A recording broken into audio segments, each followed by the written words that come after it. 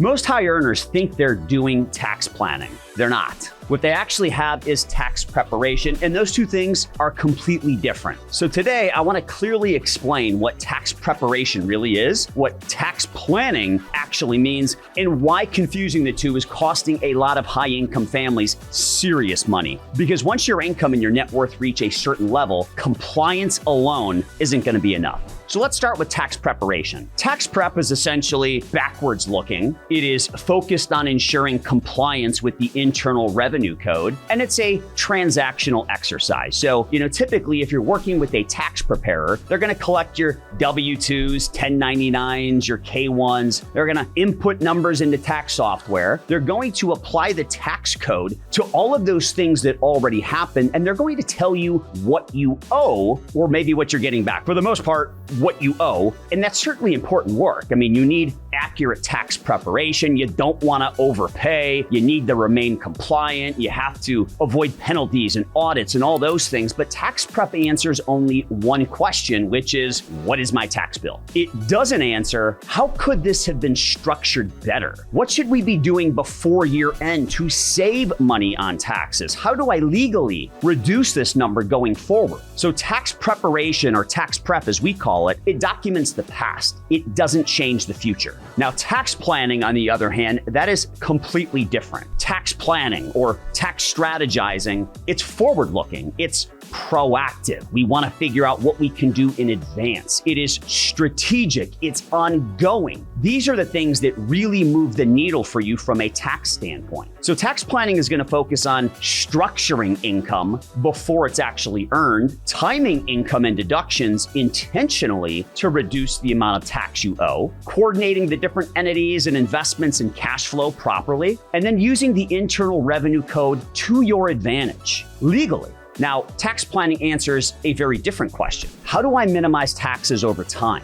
Maybe not just this year, but over time. That difference is massive. So here's the reality. Most people never get tax planning or tax strategizing or proactive tax advice because their CPA is buried in compliance work. The CPA's business model is volume-based. How many tax returns can they crank out? If you'd like to see an example of 9 or so of these high-end tax strategies that we regularly look to implement for clients, go to swptaxes.com and download our blueprint for free. Tax planning requires time, it requires modeling, it requires coordination, and it requires something much more than just plug and chug to figure out what you owe. It requires strategic thinking. Not to mention the fact that planning increases liability and complexity for CPAs who really aren't prepared to handle that kind of stuff. And quite frankly, most CPAs, they're not incentivized to do it. So instead, what do their clients get? They're going to get basic deductions, generic cookie cutter advice like, if your income's low enough, contribute to a traditional IRA, max out your 401k or your retirement plan, or, well, let's see how things shake out. Now that's fine at lower income levels, but at higher income levels, that is a big problem. So look, if you are making 300 plus thousand, 500,000, $1 million plus, the difference between tax prep and tax planning, it's no longer marginal. It's tens of thousands of dollars per year, maybe 6 figures per year. When you're a high earner, you face higher marginal tax rates, you deal with phase outs and surtaxes, you have complex income streams, you might have income from a business, you might have equity in a business, you may have investment related tax decisions. And now that you're at this level, how income is earned matters much more than how it's actually reported. So tax preparation reports outcomes, tax planning shapes outcomes. Real tax planning includes things like entity structuring and optimizing those entities. So for example, if you're a business owner, your business might currently be set up as an S Corp, but it might also make sense for you to simultaneously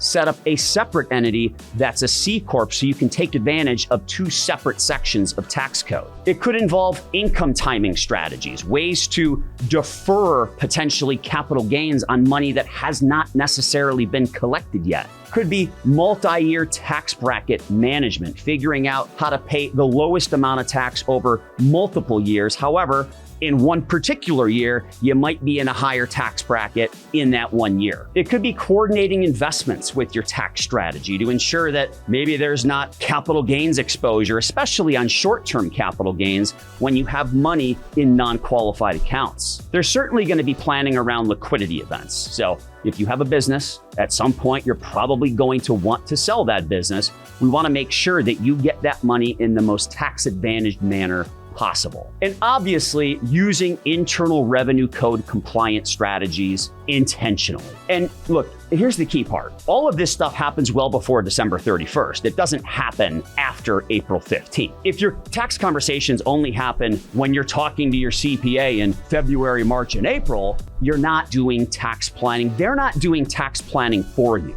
So what I'm getting at here is that this isn't about firing the CPA that you're working with. It's about understanding roles. So think of it this way. A tax preparer keeps you compliant. They ensure that your taxes are filed in a timely manner and that there's no egregious errors. On the other hand, a tax strategist is going to help you to optimize what you actually get to keep and minimize the amount of tax you pay legally. So both are important, but for high earners, relying on tax preparation alone, it's kind of like having a bookkeeper instead of a CFO. It's like having a mechanic instead of an engineer. I mean, we're talking about different jobs, different levels of expertise, and obviously different outcomes. So here's the takeaway. If your tax professional's job is to tell you what you owe, you're getting tax preparation. That's important, but if you're high income, you probably need more. If someone is actively helping you design ways to legally reduce that number over time, that's what we call tax planning. High earners don't need better Intuit software. They don't need better QuickBooks. They don't need better TurboTax. They need better strategy. At our firm, tax planning is fully integrated with investments and legal because taxes don't exist in a vacuum. And when income gets complex, when a situation becomes sophisticated, strategy beats compliance every single time.